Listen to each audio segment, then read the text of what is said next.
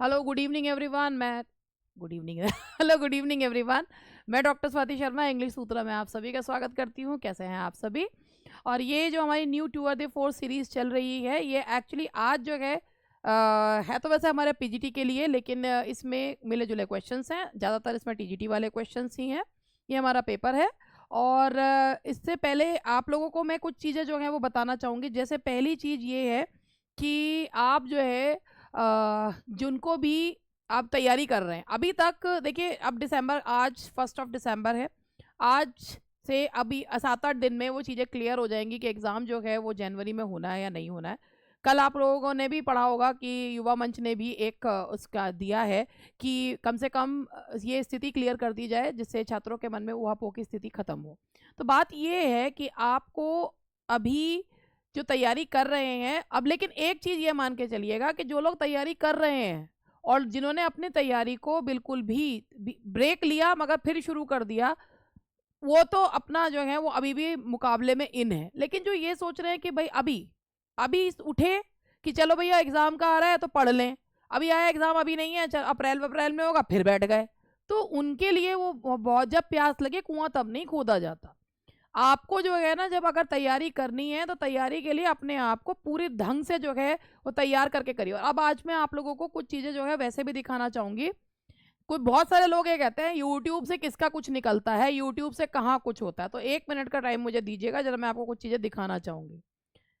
तो सबसे पहले ये वाला कमेंट तो मैं थोड़ी देर में पढ़ूंगी। ये एक स्टूडेंट, एक हमारे पास, आप ये देखिए, भगवान की बहुत कृपा है इंग्लिश सूत्रा पर। हाँ कि और ये भी कहते हैं आगे कोर्स बेचने। देखिए, भगवान की बहुत कृपा है इंग्लिश सूत्रा पे, मुझ पर, इंग्लिश सूत्रा के लोगों पर, और मेरे हस्बैंड पर, कि वही है ना कि हम लोग अगर दिल से जो है ना और ईमानदारी से काम करते हैं। ये जो स्टूडेंट है, ये हमारा कोई पेड बैच का स्टूडेंट नहीं है, क्योंकि मैंने कभी कोई एस्टेट का बैच चलाया ही नहीं। लेकिन मैंने और मैंने, चलिए, वो जो स्टूडेंट्स हैं जिन्होंने भी मैंने अभी आपको थोड़े दिन पहले दिखाए थे, वो तो मेरे रेगुलर स्टूडेंट्स थे, मेरे पेड बैच के स्टूडेंट्स थे, उन्होंने एस्टेट निकाला। ये देखिए, I am very happy ma'am, आपके चैनल की हेल्प से मैंने बिहार एस्टेट में काफ़ी अच्छा स्कोर किया। Paper first 124 marks, paper second 92 marks, बहुत ही अच्छे नंबर हैं। आपका क्लास बहुत हेल्पफुल रहती है, ऐसा लगता है डायरेक्ट आयोग से ही क्वेश्चंस आ रहे हों वीडियो देखते हुए। Thank you so much ma'am. देखिए, यूट्यूब के से पढ़कर बंदे ने निकाला है। मैं जो पढ़ाती हूँ वो सारे एग्जाम्स के लिए हेल्पफुल रहता है। ये हमारे कोई, और इन्होंने खुद, इनका नाम जो है वो, इस पे नाम क्या है मित्र इनका, मनोज कुमार इनका नाम है, बरेली से मनोज कुमार हैं। इन्होंने खुद हमें जो है हमारे व्हाट्सएप नंबर पे ये फ़ोटो भेजी। आप ये देखिए, बहुत बड़ी बात होती है, लोग पीछे भागते हैं कि भाई तुम हमारी वजह से अगर तुमने कोई भी चीज़ क्वालिफाई करी। हमें हमारे स्टूडेंट्स खुद आके बताते हैं। आज भी मेरे पास आए हैं, उनके भी मैं जो है वो दिखाऊंगी आप लोगों को, वो नेक्स्ट उसमें दिखाऊंगी। ये इसलिए मैंने दिखाया कि जिन लोगों को ये लगता है ना कि भाई यूट्यूब से कुछ नहीं हो सकता, भाई देखिए, मैं क्योंकि मैं एक स्पष्टवादी इंसान हूँ। यूट्यूब पर आप ये मान के चलिए, यूट्यूब पर मैं रोज नहीं आती, यूट्यूब पर मैं जो है, लेकिन जितना मटेरियल देती हूँ उस पर भी मैं पूरा बाकायदा स्टडी करके देती हूँ, मेहनत करके देती हूँ, और वो चीज़ देती हूँ अपने स्टूडेंट्स को जो उनके लिए हेल्पफुल होगी। लेकिन हाँ, यूट्यूब वालों के लिए ये रहता है कि उन्हें, जो अगर मैं कोई चीज़ दे रही हूँ तो उसमें मेहनत उन्हें बहुत करनी पड़ती है, उन्हें भी उस चीज़ के से एक रास्ता मिलता है, आगे का रास्ता उन्हें खुद बनाना पड़ता है। जो मेरे पेड बैच के स्टूडेंट्स होते हैं उनको हर चीज़ मैं प्रोवाइड करती हूँ, मगर उस पर उनको केवल चलना होता है, मेहनत तो तब भी करनी होती है, मगर सब कुछ उनको तैयार मिलता है। ये दोनों में अंतर है, दोनों में भाई वही वाली बात है, जो आप पेड में दे रहे हो वही आप यूट्यूब पे दे रहे हो, तो आप उनके साथ धोखा कर रहे हो जो आपको पेड में वो कर रहे हैं। वो काम मैं नहीं करती, लेकिन मैं यूट्यूब पर भी वो कंटेंट देती हूँ कि जो लोग पेड बैच नहीं खरीद सकते वो यूट्यूब से जो है वो बेनिफिट जो है उसको ले लें। और वो बेनिफिट उनको मिलता है क्योंकि मुझे ये चीज़ लोग बार बार बेचते हैं। तो इसीलिए कि हाँ भाई, हाँ आते हैं हम अपना कोर्स बेचने के लिए, आप बताते हैं लोगों को कि हाँ चीज़ खरीद लीजिए। अगर अभी आप यूपी टीजीटी की तैयारी कर रहे हैं, यूपी टीजीटी पीजीटी की, तो मैं कहूँगी, भले ही मैं आपको यूट्यूब वाला दिखा रही हूँ, मैं कहूँगी कि हाँ पाइनियर बैच आप खरीदिए, क्योंकि अगर आप अपनी तैयारी को चेक करना चाहते हैं तो पाइनियर बैच को खरीद देख के आपका बेस से लेकर एडवांस लेवल तक की तैयारी 6 से 7 हज़ार क्वेश्चन आपको तैयार फॉर्म में मिलेंगे, ये मैं कहती हूँ, क्योंकि और आपको मटेरियल भी मिलेगा, उसका क्वेश्चन पेपर्स आपको सारे चीज मिलेगी।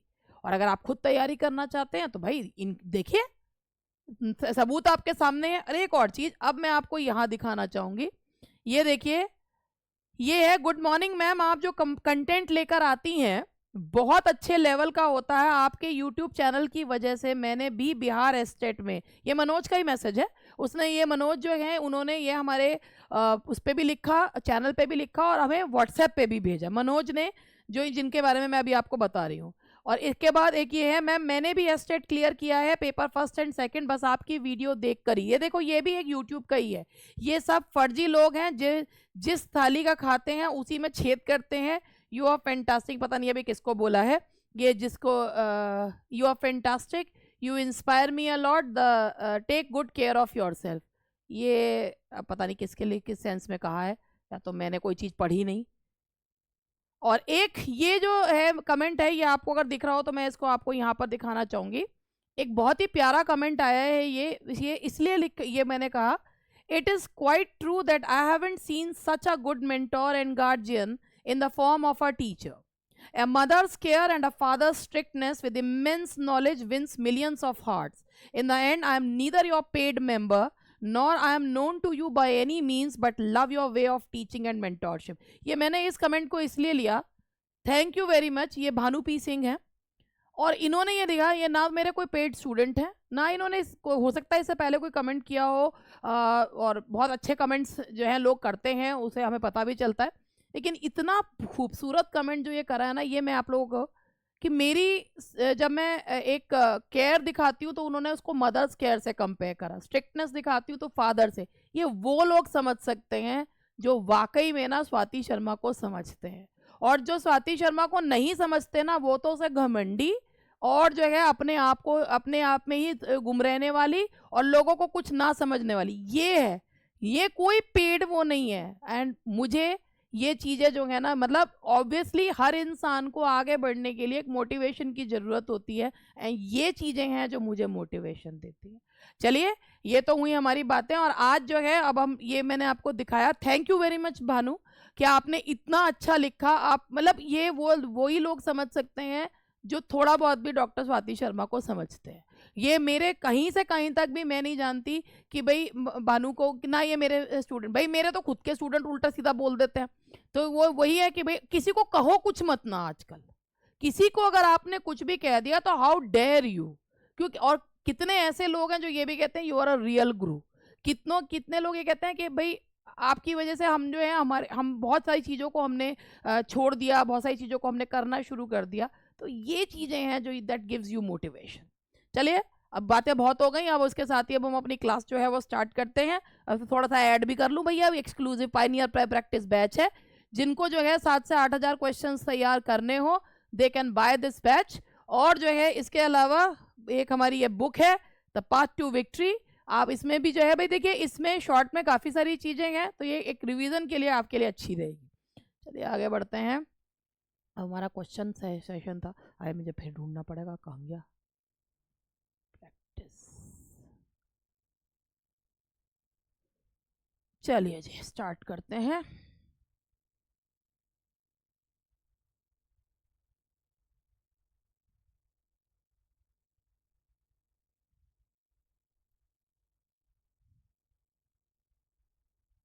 हेलो,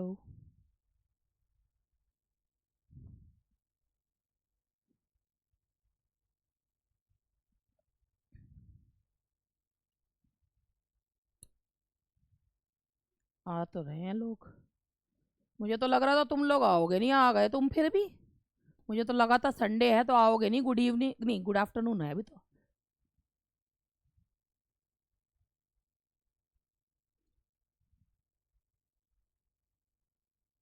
हेलो एवरीवन, और चलिए अच्छा है आप लोग आ गए हैं, हम तो गए ही नहीं मैडम, अच्छा बहुत खुशी की बात। चलिए आज हम लोग जो है इनको क्वेश्चंस को करेंगे।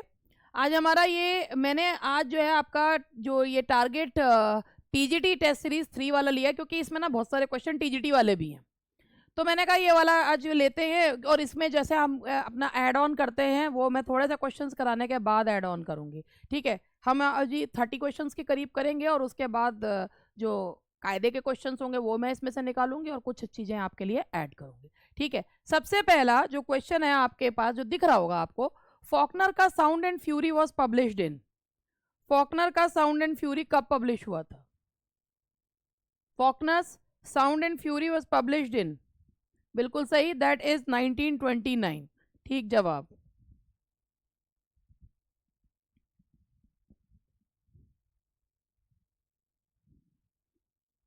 चलिए और चीजें मैं आप लोगों से पूछना शुरू करती हूँ इसकी, और बताइएगा। फॉकनर की साउंड एंड फ्यूरी जो है ये स्टोरी, इसमें ये कौन सी फैमिली के बारे में इसमें बताया गया? द साउंड एंड फ्यूरी में जो फैमिली है, क्योंकि इनके जो आते हैं वो क्वेश्चंस जो आते हैं वो कैरेक्टर्स के, कौन सी फैमिली के बारे में बताया गया है?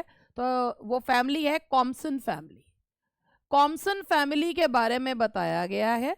इस साउंड एंड फ्यूरी का जो टाइटल है वो कहाँ से लिया गया है?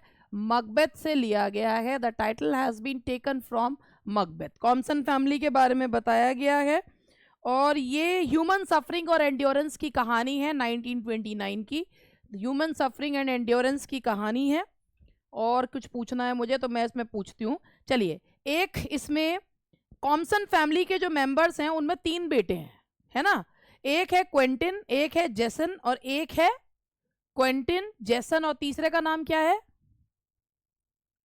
जल्दी जल्दी बताओ, याद है? नहीं याद है मैं बता दूंगी। बेंजी, बेंजामिन या बेंजी। और उसकी इनकी एक बेटी है। देखो गलत बात है ना, पढ़ाई कर लो, इतना सब कुछ है तुम्हारे पास, तुम्हें करना है। पीजीटी में तो तुम्हें जो है बेसिकली, टीजीटी में तो सिर पैर पता नहीं होता कहाँ से क्या चीज़ आ जाए, पीजीटी में तो फिर भी जो है राइटर्स जो होते हैं, मेरा मानना ये है कि पीजीटी निकालना टीजीटी से ज़्यादा आसान है, ऐसा मैं मानती हूँ, ठीक है। तो हाँ है भी। तो पीजीटी जो है, अब देखो तीन भाई हैं, जिनमें से पहले का नाम है क्वेंटिन, दूसरे का नाम है जेसन, और तीसरे का नाम है बेंजामिन, बेंजी। और उनकी एक बहन है कैडेंस, जिसे वो कहते हैं कैडी, कैडी कहते हैं। पहले आता। तो अब एक काम करो, मैं आपको कुछ ना टॉपिक्स वगैरह देती हूँ, आप लोग उन्हें रिवाइज करना शुरू करो, जिससे कि हम आप एक काम करना, जो इससे अगला टेस्ट है ना आपका, या इसी टेस्ट को आप एक काम करना, इसी टेस्ट को आप लोग सॉल्व करके बैठना। उसमें जो आपका पूरा टेस्ट है उसे सॉल्व करके बैठना, उसमें जो राइटर्स आ रहे हो वो राइटर्स पढ़ लेना। अब जो नेक्स्ट क्लास में हम लोग करेंगे, जो राइटर्स उसके हैं ना, उनको एक बार पढ़ के बैठना, उससे हो जाएगी। ये वाला जो टेस्ट है ना आपका 3 वाला टेस्ट है, उसे आप तैयार करके बैठना, ठीक है।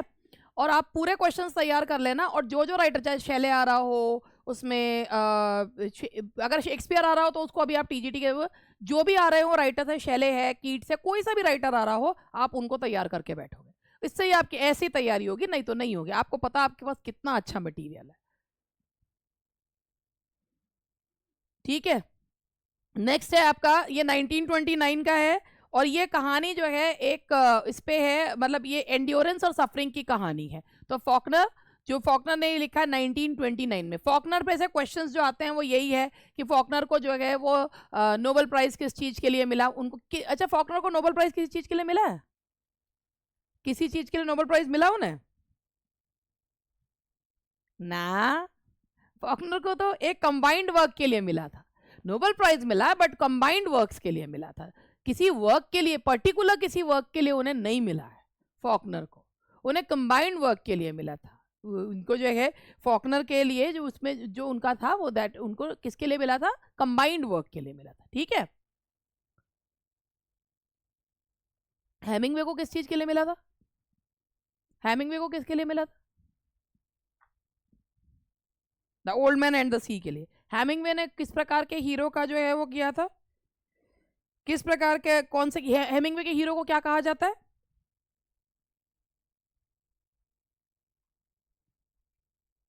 कोड हीरो, बिल्कुल सही।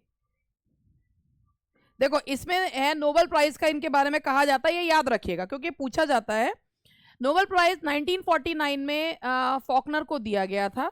For his powerful and artistically unique contribution to the modern American novel, मैं फिर दोबारा से बोल रही हूँ, for his powerful and artistically unique contribution to the modern American novel. उनको जो 1949 में नोबेल पुरस्कार मिला था for his powerful and artistically contribution to the modern American novel, उन्हें किसी पर्टिकुलर वर्क के लिए नहीं मिला था, और ये याद रखिएगा, ठीक है। चलिए आगे बढ़ते हैं। How many parts are there in the sound and fury, कितने पार्ट्स हैं साउंड एंड फ्यूरी में? देयर आर 4, बिल्कुल सही, 4 पार्ट्स हैं। There are 4 parts in sound and fury. और अभी मैंने आपको बताया कि नोबेल पुरस्कार 1949 में मिला था फॉर हिज पावरफुल कंट्रीब्यूशन। ये वन दबा पड़ा भगवान जाने काय को, देख रहे हो क्या हो रखा है? क्यों भैया तुम क्यों बैठे हो यहाँ पे?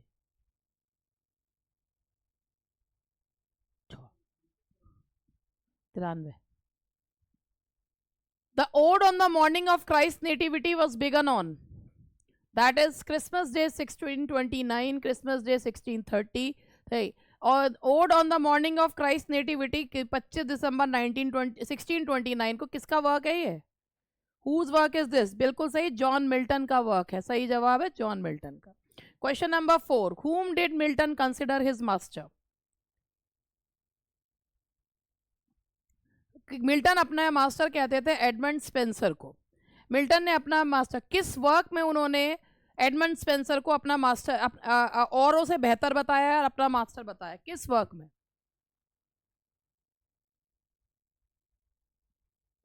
बताओ। अब ये नहीं याद हमें, किसमें, किस वर्क में बताया है? मैम ऑप्शन दीजिए, मैं तो ना दे रही, याद करो।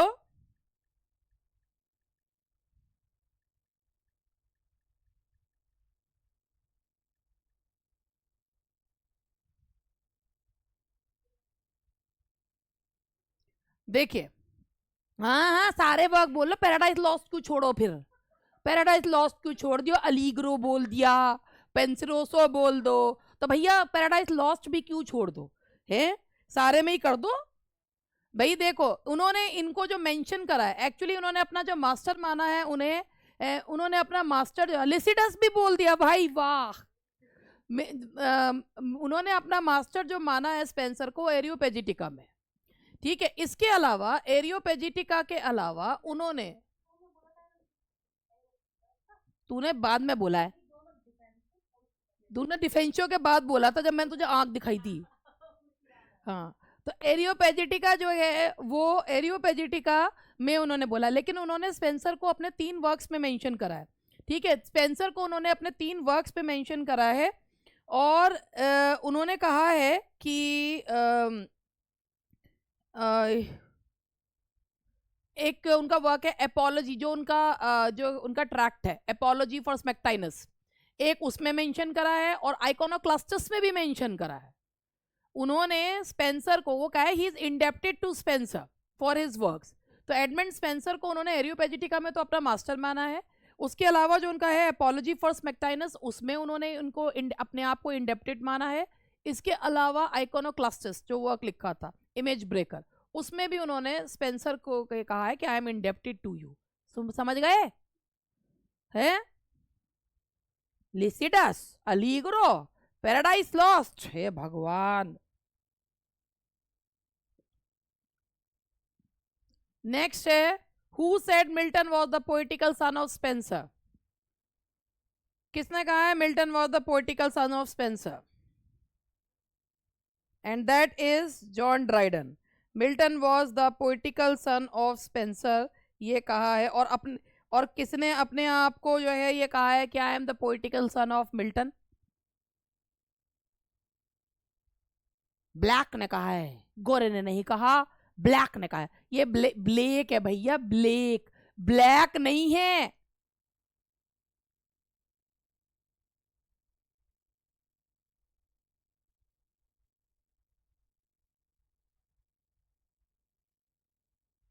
जॉन ड्राइडन ने ये अब कहा था Milton was the poetical son of Spencer, और अपने बारे में कहा है कि वो विलियम ब्लेक ने। ठीक है जी, That is John Dryden.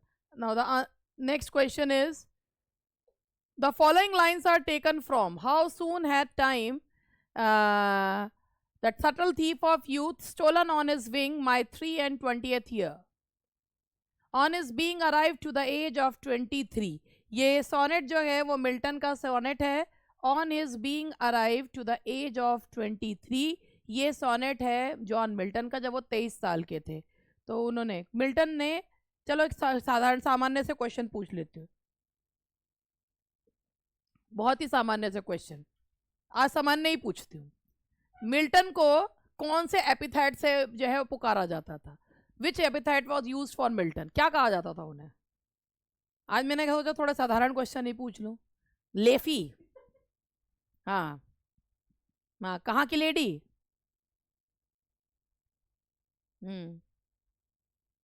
Lady of the Christ. कौन सी यूनिवर्सिटी से पढ़े हुए थे वो?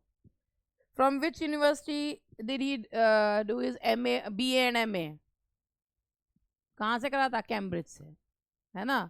कैम्ब्रिज यूनिवर्सिटी से करा था.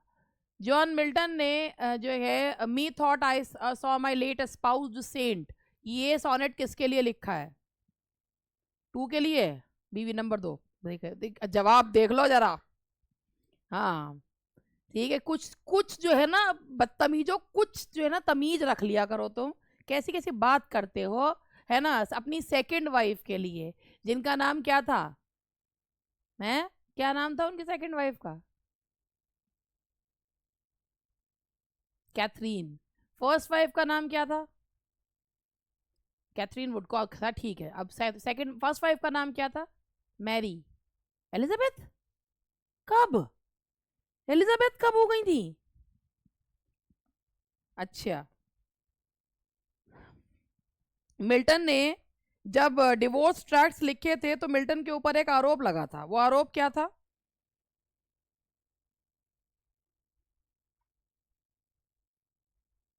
Milton the divorcer. बिल्कुल सही. टीजीटी आसान है, वो कह तो रही है टीजीटी आसान है, तो हम तो वही कर रहे हैं. मिल्टन द डिवोर्सर का आरोप जो है वो उनके ऊपर लगा था, क्योंकि उन्होंने जो डिवोर्स ट्रैक्ट्स लिखे थे. ठीक है.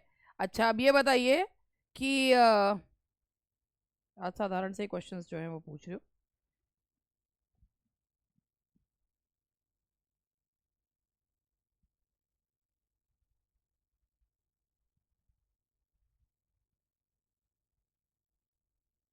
What is the genre of commerce? What is the mask? साधारण क्वेश्चन पूछ लो तो सारे जवाब आ जाते हैं. In which sonnet of Milton does the following line occur?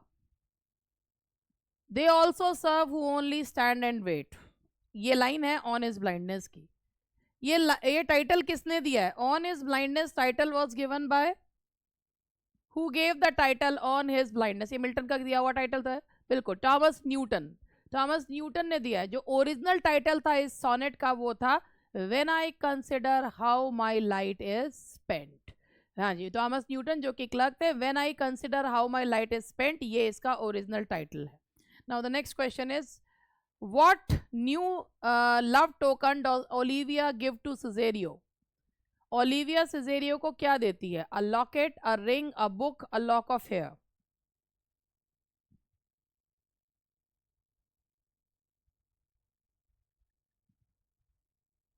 That is, हाँ जी, इसका ओलिविया जो है वो सिजेरियो को एक लॉकेट देती है. रिंग तो नहीं देती है, ओलिविया सिजेरियो को देती है.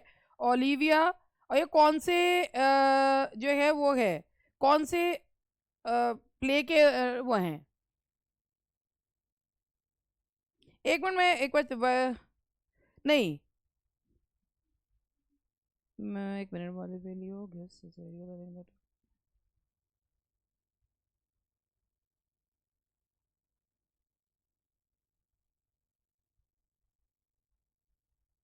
इसका आंसर जो है वो रिंग ही है. सही जवाब इसका बी ही है. ओलिविया जो है वो सिजेरियो को रिंग देती है, लॉकेट नहीं देती है, रिंग देती है. ये 12th नाइट है और ये रिंग देती है और मेलवोलियो के थ्रू भिजवाती है. She gives a ring to Cesario और किसके थ्रू भिजवाती है? मेलवोलियो के थ्रू। तो the answer is ring. What holiday is the term twelfth night probably a reference to? कौन सी जो है कौन से हॉलीडे का जो है वो दिया गया? ये आपको सबको पता है। यहाँ जो है एपिफेनी फेस्टिवल जो है वो मनाया जाता है, और उसमें ट्वेल्थ नाइट जो है वो उसके मतलब क्रिसमस के 12वें दिन की बात जो है वो की जा रही है। जो इसमें एपिफेनी और जिसे कहते हैं मैनिफेस्टेशन क्रिश्चियन हॉलीडे है, और ये मतलब क्रिसमस के 12वें दिन जो है उसको मनाया जाता है, और इसी पे ये फेस्टिविटीज़ के बीच में ये लिखा हुआ था, है ना? क्रिसमस के भाई फेस्टिविटीज़ में ये लिखा हुआ था। तो the answer is festival of epiphany, और एपिफेनी को बोलते हैं manifestation, that is manifestation. The answer is C. Next question is what does Maria think of sir Andrew Aguecheek? He is a drunk, he is boring, he is husband material, he is wise. क्या Maria क्या सोचती थी sir Andrew Aguecheek? बिल्कुल सही, Andrew Aguecheek. Sir Andrew Aguecheek with Toby Belch, वो खाते थे पीते थे। वो कहते थे कि अगर जब मेलवोलियो उन्हें मना करता तो कहते थे अगर तुम हमें केक्स और एल नहीं दोगे तो क्या हम खाएंगे पिएंगे नहीं? तो ये वो he was a drunk, he was a drunk. How can Orsino's affection towards Olivia be defined? Orsino के अफेक्शन ओलिविया के प्रति हम किस रूप में बता सकते हैं? Sincerely in love, obsessed with love itself, bordering on it. इस प्ले की पहली लाइंस हैं क्या ट्वेल्थ नाइट की? If music be the food of love, play on, वही है ना? If music be the food of love, कि अगर किसी चीज को जरूरत से ज्यादा खाओ या पियो तो वो जो चीज है ना वो आपको क्या कर देती है कि वो चीज जो है उससे आपका मन भर जाता है। तो if music be the food of love, कि अगर म्यूजिक सुनने से जो है म्यूजिक प्रेम का भोजन है, तो इतना म्यूजिक को जो है वो बजाओ कि प्रेम से ही विश्वास, प्रेम से ही मन भर जाए। तो ऑर्सिनो अगर हम कहें तो ऑर्सिनो क्या वाकई में ओलिविया से प्यार करता था? नहीं, वो सेल्फ लव से प्रेरित था।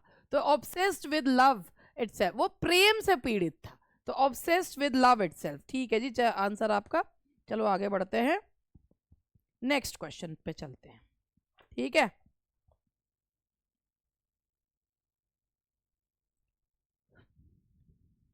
now the next question is what figure of speech has been used in the following line?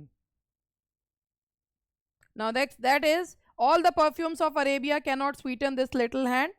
तो यहां पर ये आपकी फिगर कौन से प्ले की लाइन है?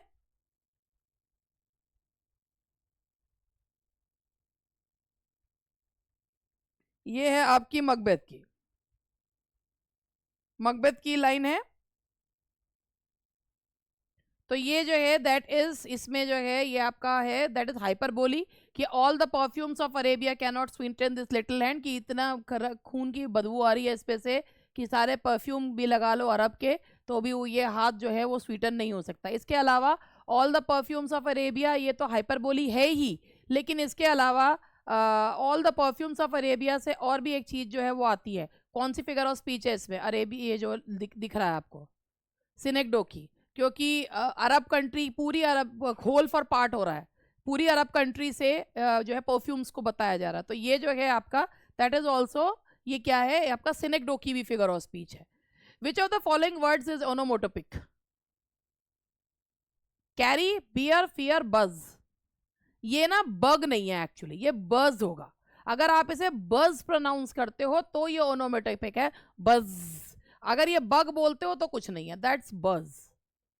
अगर बज बोलोगे तो ये ओनोमोटोपिक है, अदरवाइज नहीं है। वो गाना भी सुना होगा आपने, तेरा बज मुझे जीने ना दे, जीने ना दे, सुना होगा ना आपने? देखा, देखो देखो देखो देखो, यही आ गया, ये देखो, ये वो आस्था गिल का गाना है ना। हाँ ये देखो, हमें और कुछ याद रहे ना रहे, ये बहुत याद रहता है। The statement, namely, happiness is but an occasional episode in the general drama of pain, contains the figure of speech called simile, personification, paradox, metaphor. Happiness, ये किसकी लाइन्स हैं? ये हार्डी की है।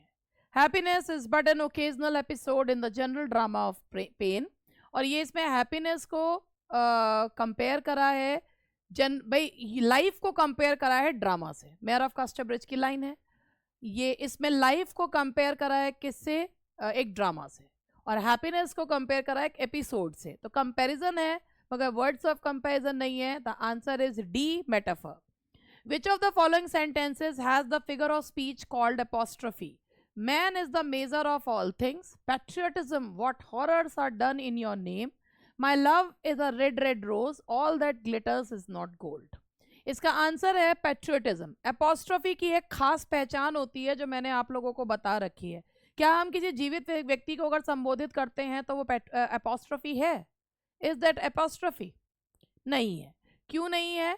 क्योंकि एपोस्ट्रोफी का मतलब यही होता है कि व्हेन यू जो है भाई आप when you address a non living thing, a person who is dead और इनएनिमेट ऑब्जेक्ट्स, तो आप जो है जब इनको एड्रेस करते हैं तो उनको ही एपोस्ट्रोफी कहा जाता है। ओ वाइल्ड वेस्ट विंड जैसे कहा जाता है, जो शैले की है ना, या जैसे जब वो लाइन्स है ना, O Julius Caesar thou art mighty yet, वो लाइन है ना जूलियस सीजर की, O Julius Caesar thou art mighty. जब उस समय जूलियस सीजर को संबोधित किया जा रहा है तो सीजर उस समय जिंदा नहीं है, सीजर को केवल संबोधित किया जा रहा है, डेड है। तो या Milton thou shouldst be living at this hour, है ना, Milton thou shouldst be living at this hour, ये सारे एपोस्ट्रोफी के एग्जाम्पल है। लेकिन अगर किसी व्यक्ति को संबोधित करते हो तो वो जो है वो एपोस्ट्रोफी का एग्जाम्पल नहीं है, वो टर्म्स ऑफ एड्रेस है। All that glitters is not gold, epigram, ये एपिग्राम है। All that glitters is not gold is epigram. हर चमकने वाली चीज सोना नहीं होती, that is। बिल्कुल, तब पर्सोनिफिकेशन भी होता है। और अगर आप एपोस्ट्रोफी में इनएनिमेट ऑब्जेक्ट को अगर आप यूज कर रहे हो तो वो जो है ह्यूमन, आप पर्सोनिफिकेशन के साथ एपोस्ट्रोफी है। अब इसमें देखो, patriotism, what horrors are done at your name, तो ये मतलब है कि अरे पेट्रियटिज्म, तुम्हारे नाम पे क्या क्या कर दिया गया। तो पेट्रियटिज्म को ह्यूमन बीइंग की तरह ले लिया गया, तो पर्सोनिफिकेशन भी है। और चूंकि एक इनएनिमेट, एक एब्स्ट्रैक्ट आइडिया को संबोधित कर रहे हो तो एपोस्ट्रोफी भी है। Identify the figure of speech in the following line. The pen is mightier than the sword.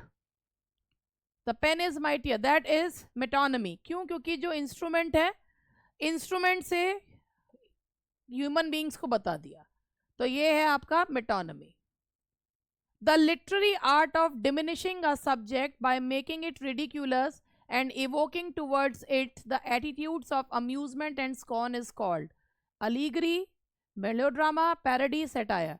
एक वर्क जो होता है, यदि उसको जो है मतलब किसी वर्क में जो है एक बहुत महान वर्क को कोई उसकी बिल्कुल ही उसकी वैल्यू ही कम कर दी जाए और वो जो है उसको मजाक का पात्र बना दिया जाए तो उसे पैरोडी कहा जाता है। ठीक है, हालांकि हमारे स्टूडेंट इसका बहुत वो दे देते हैं, बहुत सारे एग्जांपल्स देते हैं। अब इसी में पैरोडी के एग्जांपल में अगर आप बोले तो जैसे आप किसी भी जो एक पीटर बेल द थर्ड, वो एक पैरोडी जो है उन्होंने उसका मजाक ही उड़ाया है। पीटर बेल द थर्ड इसमें हम एग्जांपल ले सकते हैं। इसके अलावा अगर किसी भी वर्क को उसका जो है वो मजाक उड़ाया जाता है, बर्लेस्क भी जिसे कहा जाता है, तो दैट इज कॉल्ड, वो जब उसको एक हाई भाई एक आप अगर ये देखिए भाई, जैसे मॉक एपिक्स होते हैं, सॉर्ट ऑफ वही तो चीज होती है जो मॉक एपिक्स भी होते हैं, सॉर्ट ऑफ है, लेकिन हाँ उसको पैरोडी जो है वो कहा जाएगा। Next is question number 18। एक ये टर्म होती है, what does the term curtain raiser indicates in drama. What does the term curtain raiser indicates in drama.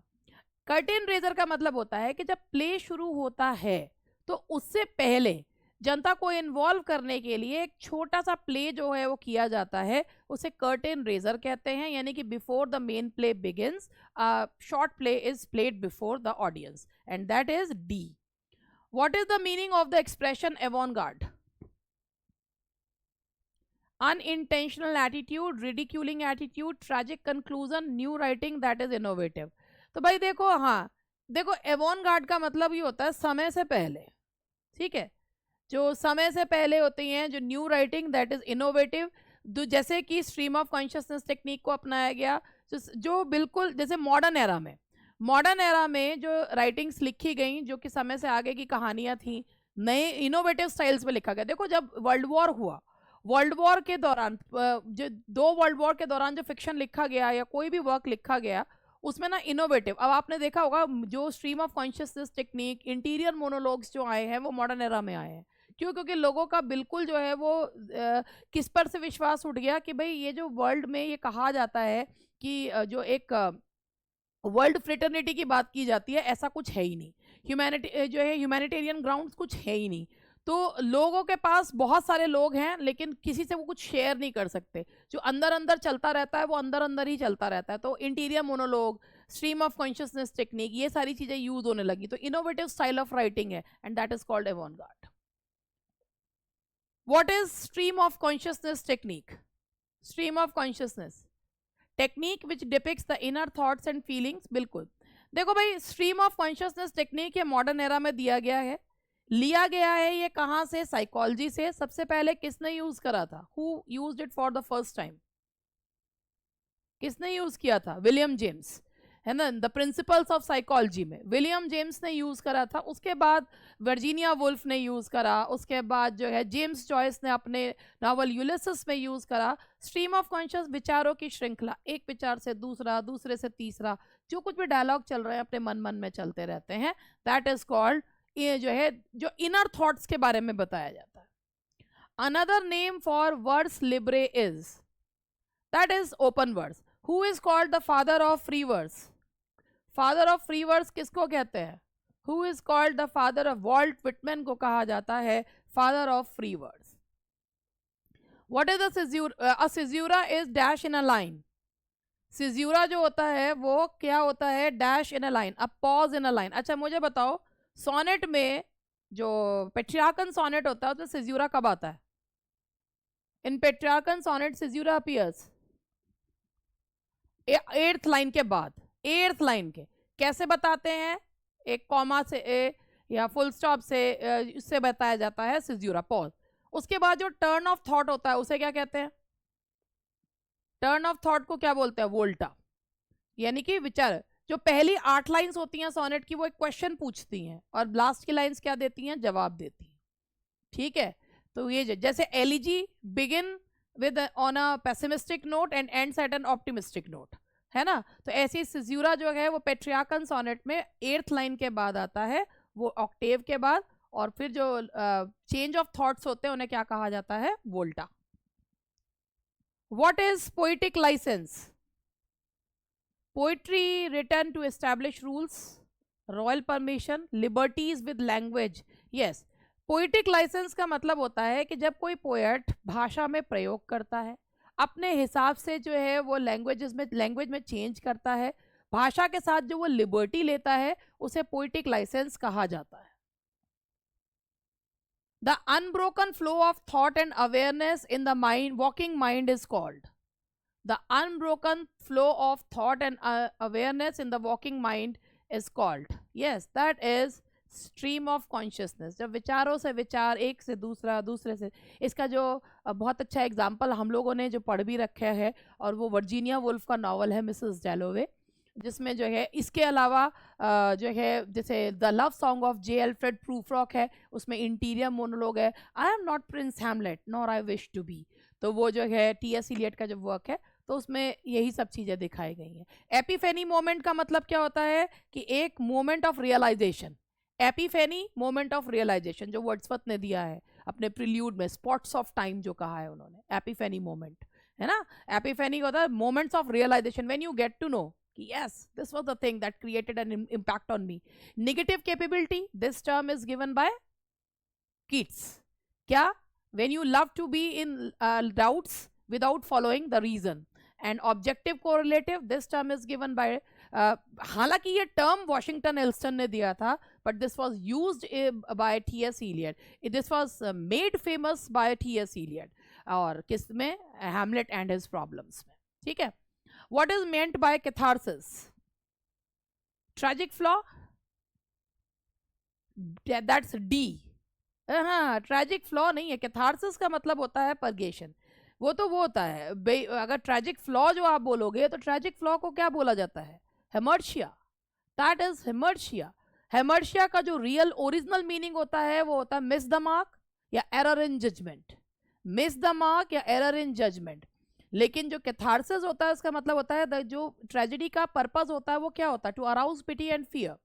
And जब ट्रेजेडी ये दोनों इमोशंस को जो है वो अराउज करने में सक्सेसफुल होती है, तो वहां पर जो है पर्ज होते हैं, इमोशंस कैसे होते हैं, क्लीन होते हैं, क्लींजिंग होती है। और ये कैथारसिस जो टर्म है ये कहाँ से लिया गया है, ये मेडिसिन से लिया गया है, ठीक है, मेडिसिन से लिया गया है। तो purgation of emotions of pity and fear, तो ये होता है, that is the answer is D.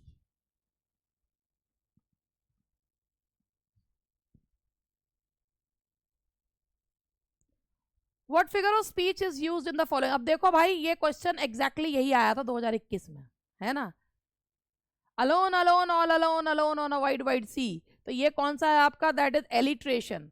Alliteration में लोगों को ये लगता है कि केवल कॉन्सोनेंट्स रिपीट होते हैं। एलिट्रेशन का मतलब क्या होता है, एलिट्रेशन का मतलब होता है when the same letter is repeated, है ना। तो सेम लेटर जब रिपीट होता है, वेदर इट्स अ वॉल और अ consonant, but when the same letter is repeated on the beginning of the first on the beginning of the of each word, that is called alliteration. तो alone alone a same letter, इससे कोई फर्क नहीं पड़ता कि वो consonant है या वॉल है। What is the figure of speech in the following sentence? Authority forgets a dying king. भाई देखो यहाँ पर अथॉरिटी को एक ह्यूमन बीइंग के तौर पे लिया गया है, और ये कहा गया है कि जब अथॉरिटी होती है ना तो वो राजा को, मरते हुए राजा को भूल जाती है।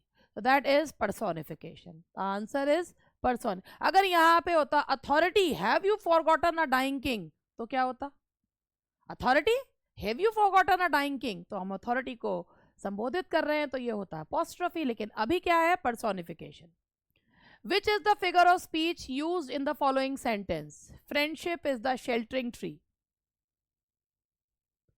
Simile apostrophe hyper, फ्रेंडशिप को ट्री से कंपेयर करा है without the use of like और एज, तो ये है आपका मेटाफर।